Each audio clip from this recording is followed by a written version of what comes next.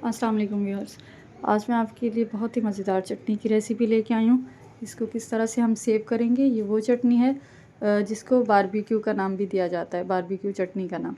तो ये इसको रोल समोसों के साथ जो हम बाहर से लेते हैं ना, उसके साथ अक्सर आपने देखा होगा ग्रीन चटनी होती है, खट्टा सा मीठा सा उसका टेस्ट होता है, तो ये वो चटनी है। इसको पकौड़ों के साथ, रोल समोसों के साथ, बन कबाब के साथ, जैसे चाहें आप इसको सर्व कर सकते हैं। इसके लिए सबसे पहले इमली लेनी है। इमली आपने अच्छी लेनी है। ये देखिए ब्लैक कलर की नहीं है, ना ज़्यादा डार्क ब्राउन इसका कलर है, हल्का सा रेडिश कलर इसका आ रहा है। और एक चीज़ का ख्याल रखना है कि इसके अंदर एक जैसे जाल टाइप होता है ना, जाले जाले से होते हैं इसके अंदर, वो नहीं होनी चाहिए, वो पुरानी इमली होती है। अच्छी इमली लेंगे तो आपकी चटनी बहुत ज़्यादा मज़ेदार बन के तैयार होगी। इसमें मैं शामिल कर रही हूँ नीम गर्म पानी 1 गिलास। आपने इसको रख देना है तकरीबन 20 मिनट के लिए। उसके बाद ये सॉफ़्ट हो जाएगी, नरम हो जाएगी बिल्कुल, तो फ़ोक की मदद से या हाथों की मदद से आपने इसको अच्छे से मसल के इसका पल्प निकाल लेना है।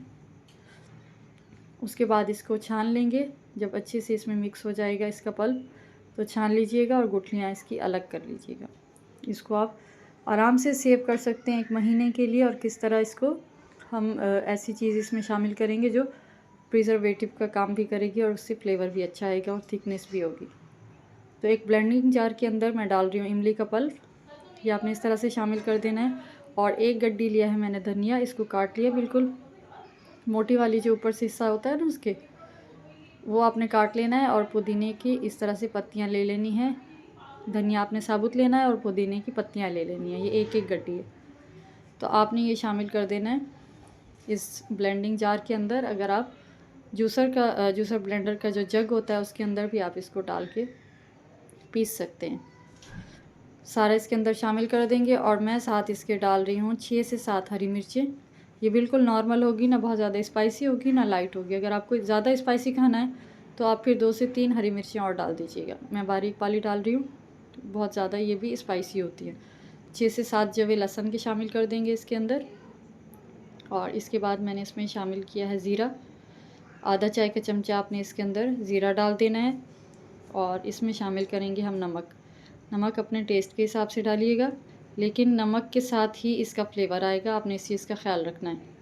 नमक इसमें बिल्कुल आपने बराबर रखना है। अगर नमक इसमें हल्का होगा ना, तो किसी भी चीज़ का इसमें टेस्ट नहीं आएगा। और साथ ही मैं डाल रही हूँ इसमें मज़ीद आधा कप पानी, ताकि ये अच्छे से ब्लेंड हो सके। और पानी डालने के बाद ये ज़ीरा और नमक डाल दें और इसको हैंड ब्लेंडर से अच्छी तरह से ब्लेंड कर लें, जब तक एक अच्छा सा पेस्ट नहीं बन जाता है, जैसे चटनी होती है ना, इस तरह से आपने इसको अच्छे से 2 से 3 मिनट ब्लेंड कर लेना है। बहुत मज़ेदार ये चटनी है, आप यकीन करें जब आप इसको ट्राई करेंगे ना इस रमज़ान में रोल समोसों के साथ, इसको चने की चाट के ऊपर भी आप डाल सकते हैं। वैसे भी आप इसको जो है ना बन कबाब के साथ, रोल पराठा होता है जैसे, उसके साथ बहुत मज़ेदार इसका टेस्ट आता है। अच्छी तरह से जब आप इसको इस तरह से पीसेंगे और पीसने के बाद इसको शामिल कर देंगे एक पैन के अंदर। फ्राई पैन ले लें या जिस चीज़ के अंदर भी पकाना हो आपने, उसके अंदर शामिल कर दें। और साथ ही मैं इसमें डाल रही हूँ मज़ीद थोड़ा सा पानी, क्योंकि हमने इसको थोड़ी देर पकाना है, तो ये अच्छे से पक जाए। तकरीबन आपने आधा कप इसमें पानी शामिल करना है और मीडियम फ्लेम पे इसको जो है ना आपने पका लेना है। अब मैं डाल रही हूँ इसमें 1 चाय का चमचा चीनी, क्योंकि इमली भी डाली है हमने, हरी मिर्चें भी डाली हैं, तो इसके फ्लेवर को बैलेंस करने के लिए सिर्फ 1 चाय का चमचा आपने इसमें चीनी शामिल करनी है। उसके बाद इसको मिक्स करेंगे और इसके उबाल आने का इंतज़ार करेंगे। जब इसमें अच्छे से उबाल आ जाएगा, तो ये देखिए मैं सिर्फ चंद दाने हैं ये डाल रही हूँ मैं इसके अंदर। ये सिट्रिक एसिड, टाटरी भी बोलते हैं इसको, ये शामिल कर दीजिएगा। इससे एक बहुत अच्छा खट्टा सा फ्लेवर आएगा। और उसके बाद ये जो है ना लंबे अरसे तक ख़राब भी नहीं होगी। और कॉर्नफ्लोर भी इसमें प्रिजर्वेटिव का काम करेगा। ये मैंने कॉर्नफ्लोर डाला है 1/4 कप पानी के अंदर। आपने 1 चाय का चमचा डाल के कॉर्नफ्लोर ये घोल के अच्छी तरह इसमें डाल देना है और 2 से 3 मिनट इसको बिल्कुल हल्की आंच पे पका लेना है। नमक इस टाइम पे चेक कर लीजिएगा, अगर थोड़ा कम होगा तो इसमें नमक शामिल कीजिएगा। इसके बाद इसको पकाएंगे जब तक ये एक अच्छे सी गाढ़ी सी इसमें जो है ना, ये देखें इस तरह की कंसिस्टेंसी इसकी होनी चाहिए। ना बहुत ज़्यादा गाढ़ी हो ना बहुत ज़्यादा पतली हो।